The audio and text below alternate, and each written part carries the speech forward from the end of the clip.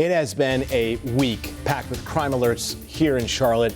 CMPD says 8 people have been killed in just the last 7 days. And so far this year, the department is investigating at least 29 homicides. It's already outpacing last year's case count. And now some community members are looking for solutions to turn those numbers around. WCNC Charlotte's Jesse Pierre is joining us with that push. And so, Jesse, you spoke with someone who has a very personal connection to this effort. Yes, I did. Will Adams became an activist after losing his own son to gun violence. He says crimes like these are becoming a little bit too common and a sad reality in many communities, and he wants to change that. We have lost the sense of being our neighbors. So when I hear about somebody getting killed or murdered by gun violence, it comes back to me because my son was murdered. Will Adams' son took his last breath in 2008 at only 15 years old. It gets easier to deal with throughout the day, but I mean, it's still tough to deal with, because that was my son, that was my junior. Adams finding ways to deal with his pain by helping families with the same grief heal, standing strong in his faith. Lean on God and learn that, better days are coming, but there's a process, because you still got to go through holidays and birthdays and everything the first without. That's what I try to get them prepared for.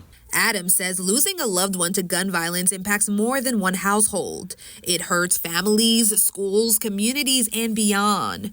The father turned to activists searching for answers to this gun violence plaguing communities, even looking to the man behind his own son's death. Find out what was his mindset during that time and what could we as a community have done to possibly try to help save him.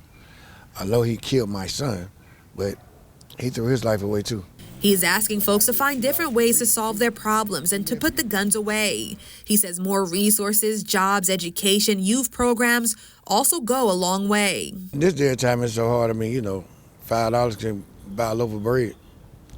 So of course, when the pressures of life get upon people, then they want to look and do different things to, I guess, just to ease the pain, but that don't ease the pain, they create more.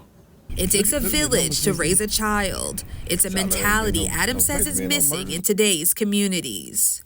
I just feel like if we as people become more involved, then we can help. If we just sit down and do nothing, then yeah, it'll get worse. Adams says this is more than just a problem for police. He says if communities come together and commit to fighting gun violence, more progress can be made. Back to you. All right, Jesse, thank you so much.